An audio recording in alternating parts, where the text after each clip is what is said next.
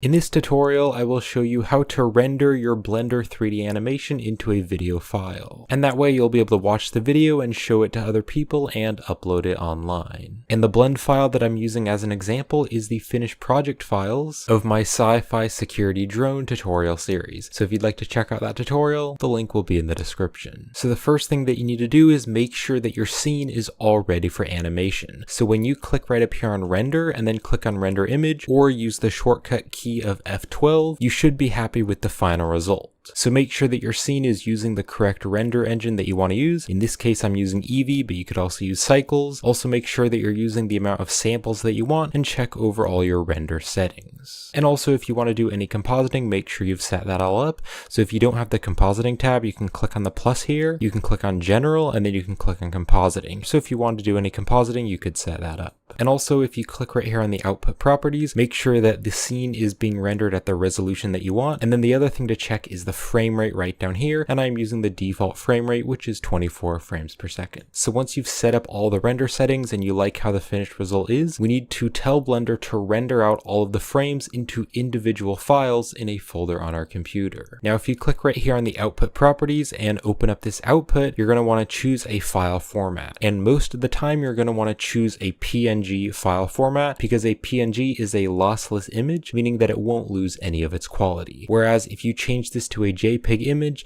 the image size will be a bit smaller, but it'll lose a little bit of the quality. So in most cases, you're going to want to use the PNG. Now you may be wondering why you can't just click around the file format and choose FFmpeg video and render this directly out to a video file. Well, you can do that if you want to, but in most cases, I would recommend not doing that. And why you don't want to directly render your 3D animation to a video file is because while you're rendering, if Blender crashes, then the file is going to become corrupt. Or let's say you're rendering the 3D scene and then Blender just runs out of memory, then the render would stop and then the file wouldn't be complete or the file might become corrupt. And so you'd have to re-render it all over again. Or if your computer crashes or loses power or gets turned off for some reason, then again the file is going to become corrupt if it hasn't finished yet. And the benefits of rendering out to image files first is that if for some reason you want to pause or stop the render halfway through, then you can just hit the escape key while it's rendering and that's going to stop the render, and then you can just check and see how many frames it's rendered, and then here on the start frame on the timeline, you can just set this to the number that you want to start as, and then you can click on render and render animation again. And also if you're looking through the rendered frames and you see a few glitches or problems with some of the renders, then you can just go back to that frame,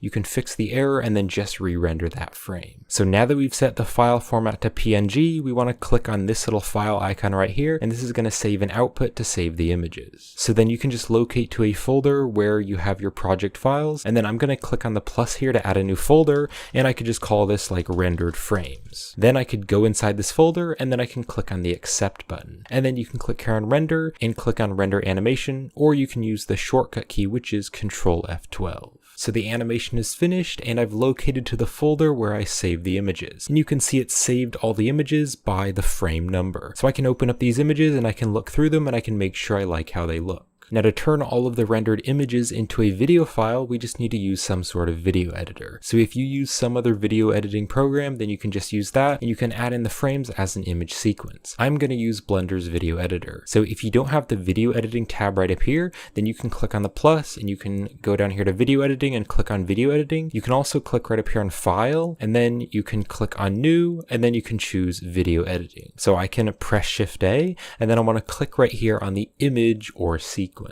And then you can just locate to the folder where you have saved all the images. Now I'm going to press the A key and that'll select all the images. Now before we click on the add image strip, it's really important that we click on this arrow here on the display settings and we need to click the sort by to name, because right now you can see that some of the frames are random, so we need these to be in the correct order. So you can click right here and you can click on name instead, and then you can just click on add image strip. So I can now press the space bar and that is going to play the animation. And then we need to set the end frame. So the end frame was 300 frames. So right here on the end frame, I can type in 300. And then you also need to make sure that the resolution and the frame rate is the same as the blend file that you rendered the animation. And then of course here in the video editor, you could add text or effects, and you could also add music and sound effects and just do all of the video editing. So we can now render this out to a final animation. So what you want to do is click around the output properties, and I'm going to open up the output here. And right here, we can choose a location for Blender to render out the video. So let's click on the file icon. And then I will locate to the folder with my other project files, and right down here I'm going to give this a name, and I'm going to call it Final Animation. And then you can click on the accept button. Now right here on the file format, if you chose the video editing layout like I did, it should already set this to FFmpeg video, but if it hasn't, then you can choose the FFmpeg video. You could use some of these other formats if you wanted to, but FFmpeg video will probably be best for most things that you're doing. And then I'll also show you the other settings that I like to use, and I believe these settings are on the default in Blender, but I'm just going to open up the encoding right here, and I like to use the container of MPEG-4, and then the video codec I use H.264, and the output quality I set to medium quality, and the encoding speed I have set it good. And then if you have any audio, then you can choose an audio codec, and I like to use AAC, or if you don't have any audio, like in this animation here, you can just change this to no audio. And then you can render this out to a final video by clicking on render, and then you can choose render animation, or again, you can use Control F12, which is the shortcut. And then here on my computer, here is the final animation. So that is how you render out your 3D animations to a video file in Blender. And if you'd like to help support this channel, I will have links in the description to my Gumroad store and my Patreon page and the YouTube memberships. And if you'd like to learn how to create this sci-fi security drone, then I'll have a link to the tutorial series in the description. But I hope you found this helpful, and thank you for watching.